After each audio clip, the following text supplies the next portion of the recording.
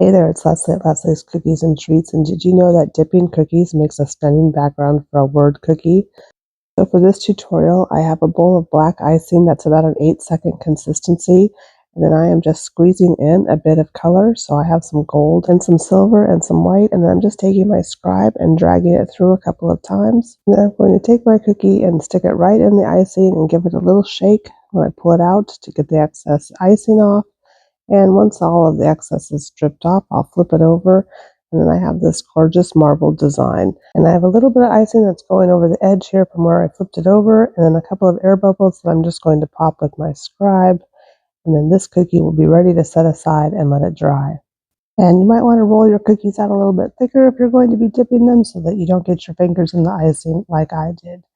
Anyway, once my cookie completely dried, I used a projector to project the words Happy New Year onto my cookie, and I'm just using some white icing and a detailed consistency to go over the letters and pipe them in. So I've cut a really tiny hole in my piping bag, and I'm just going to touch down and then lift up my piping bag and follow along the letter. And here I don't really want the downstroke of my end to touch the loop, so I'm just going to wipe it away with my paintbrush so that there's just a bit of separation. And then I will continue on making the rest of my letters. So moving on to the word year, I'm going to touch down, lift up my piping bag, follow the line of icing as it's going around the Y, and then touch down at each corner. And so you have a couple of options when you're doing letters like this. You can either outline the entire letter and then go back in and flood in the thicker part like I'm doing here.